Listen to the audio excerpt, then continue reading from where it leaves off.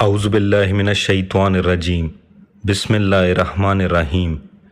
یہ خطبہ امام علی علیہ السلام نے عمرو ابن عاص کے متعلق فرمایا۔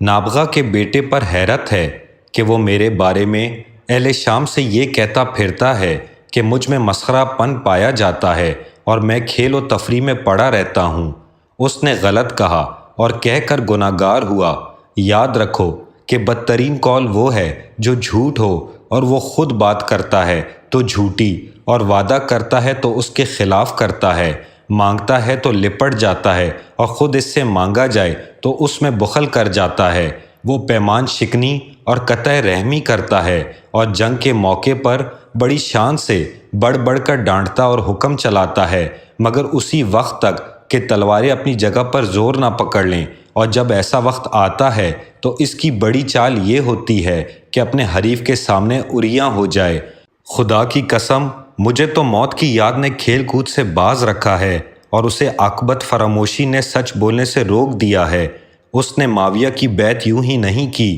بلکہ پہلے اس سے یہ شرط منوا لی کہ اسے اس کے بدلے میں صلہ دینا ہوگا اور دین کے چھوڑنے پر ایک ہدیہ پیش کرنا ہوگا۔ فاتح مصر عمرو ابن عاص نے اپنی عریانی کو سپر بنا کر جو جواں مردی دکھائی تھی، اس کی طرف امام علی علیہ السلام نے اشارہ فرمایا ہے۔ اس کا واقعہ یہ ہے کہ جب میدان صفین میں امیر المومنین علیہ السلام کی اس سے مٹ بھیڑ ہوئی تو اس نے تلواروں کی زد سے بچنے کے لیے اپنے کو برہنہ کر دیا۔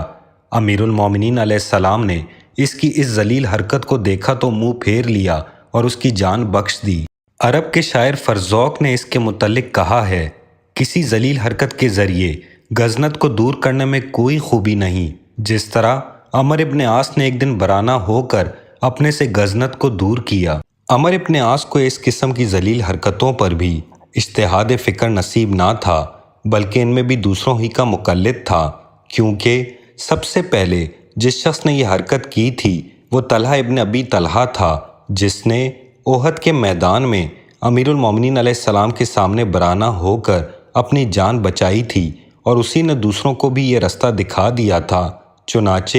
عمرو ابن عاص کے علاوہ بصر ابن ابی ارطا نے بھی امام علی علیہ السلام کی تلوار کی زد پر آ کر یہی حرکت کی، اور جب یہ کار نمایاں دکھانے کے بعد معاویہ کے پاس گیا تو اس نے عمرو ابن عاص کے کارنامے کو بطور سند پیش کر کے اس کی خجالت کو مٹانے کے لیے کہا، اے بصر، کوئی مضائقہ نہیں، اب یہ لجانے شرمانے کی بات کیا رہی، جب کہ تمہارے سامنے عمرو ابن عاص کا نمونہ موجود ہے۔